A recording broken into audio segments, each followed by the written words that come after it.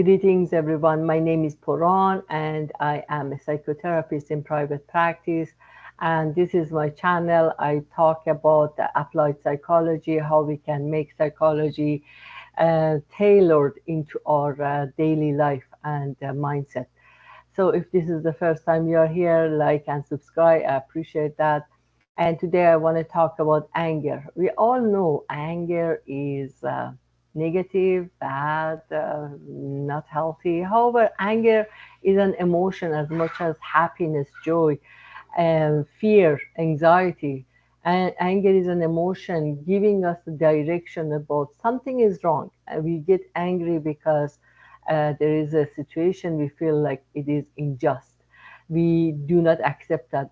We feel like we have been attacked or mistreated or abused or disrespected. And these are all understandable, and it's important that we be able to get inside of ourselves and see what's going on for us. If we get angry too often, frequently, then maybe we have lost the touch to our emotional kind of emotional insight. We need to kind of make the anger to work for us, and how it works for us when we can use our words instead of our emotions, right? So if we are hurt, if we feel like we are hurt, of course we get angry. Of course we get angry if someone is cutting us in the line, and we get angry if someone is mistreating us, and we lose the sense of safety, and we lose the trust to others because we are getting angry of their treatment of us or their way of handling the a situation. So therefore, anger is a good sign. If we listen to the sign of anger is telling us, hey, take care of yourself, protect yourself, something is not right.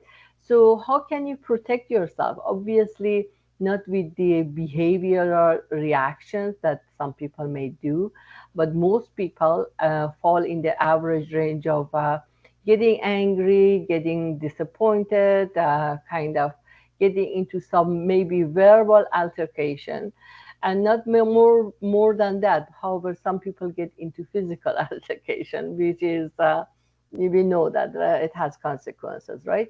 So therefore, we need to work with our anger to see, okay, if we are feeling like we have been belittled, we have not been seen, we are not being heard, someone is trying to ignore us, and we feel like we are isolated, and therefore, okay, what we need to do is to kind of talk about this and see what kind of problem solving skills we have. We can use it, right?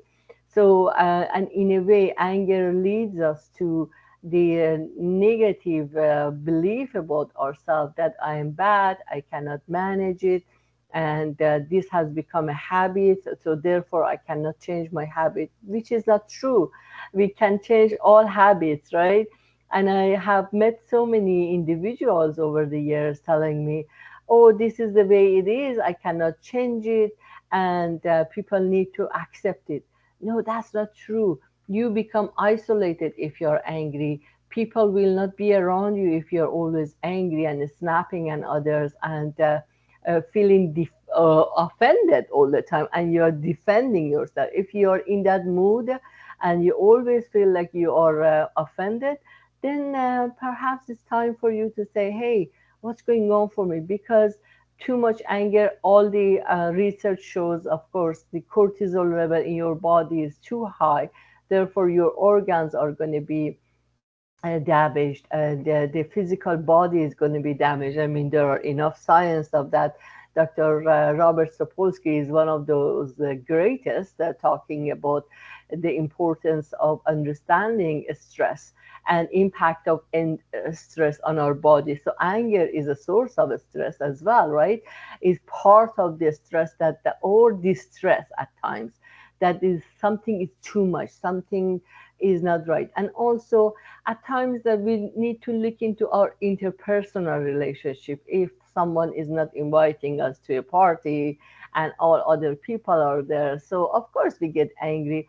However, is it worth it to stay angry? Is it worth it to kind of let our body go through all those hormonal changes? And it's like a poison, right? Or we are putting poison into our body and our mind, and we are staying in a level of disappointment and mood swings or mood challenges for a longer time. Then we have harder time to come back to our normal being. Therefore, anger needs to be understood, and also cultural application of anger at times is different in different cultures. In my culture, I remember those people who were known as angry person, therefore they had excuse to not being criticized, not being asked for anything, not being uh, kind of requested to do anything. So therefore, the cultural application for those people were like, hey, I have an image that I'm angry person, so don't come close to me, and let me be, and I do anything I want, which is what, okay, again, yes, people can be fearful of him or her. People can accept those people's excuses, but not for a long time. In a way, this is a very unhealthy behavior, very dysfunctional behavior. It becomes dysfunctional when it is challenging the interpersonal relationship and the community connections, right? We get isolated. Therefore, managing our emotions and managing our anger is important. I mean, whatever culture you are coming from, past in those older times, I remember in my Iranian culture, our grandparents usually they would advise us to get a glass of cold water once we were angry or unhappy as a child.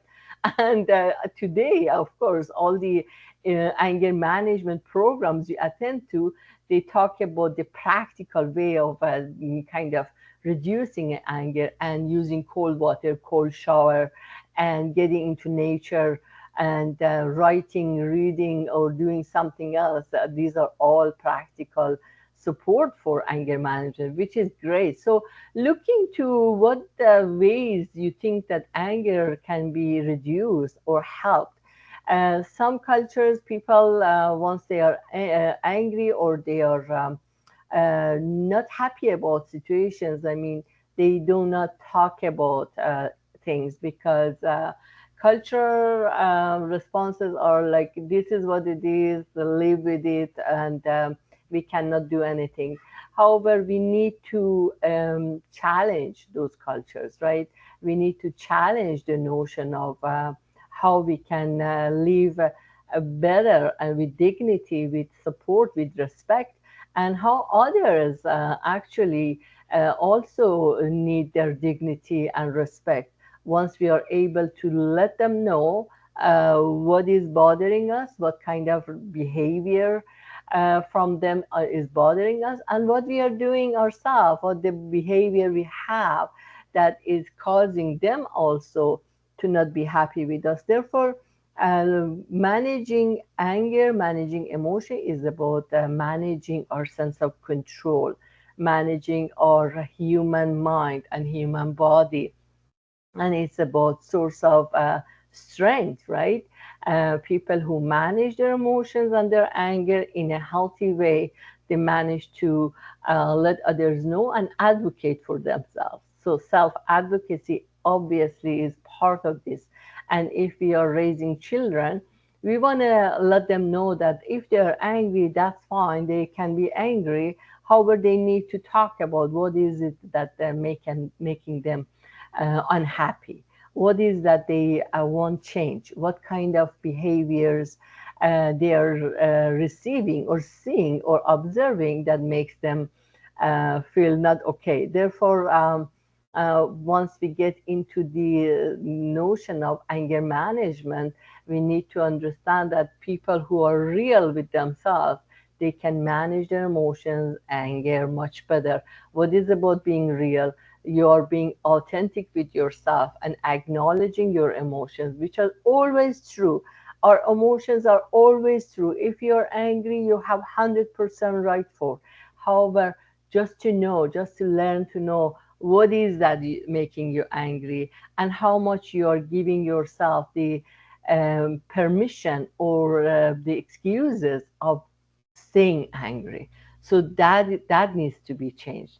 And however, as much as our emotions are true, at times our thought, way of thinking, believing or valuing things can be kind of on a default mode, and at times they can have some errors. Our thoughts can manipulate us. I mean, cognitive errors are out there. I mean, if we get used to um, a way of thinking like black and white thinking, exaggerating, underestimating, overestimating situations.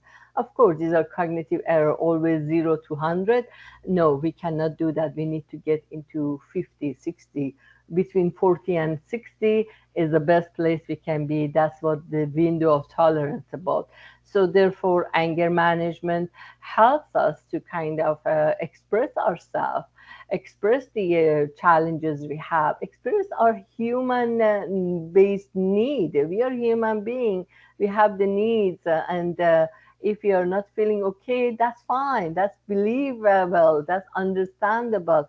So look into yourself and see what is that making you angry. Yes, there are all kind of disorders that anger is involved. I mean, mental health disorders with anger involved. However, we can prevent uh, if we intervene sooner. We can prevent mental health issues and behavioral health issues if we intervene sooner, seek help sooner, understand ourselves, work on ourselves.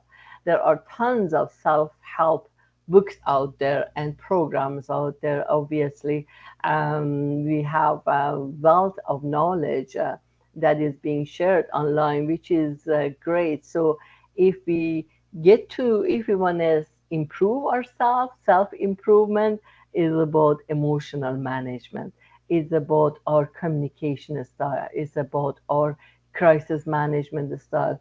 When you see people who are always in crisis, there are always things happening to them, and they're always unhappy, you realize that they lack some skills here to kind of stay in a homeostasis nature in their body and understand what's going on for them and be able to manage and sort things out one by one. At times, there is too much on in our head, and our head is a jungle of thoughts and experiences and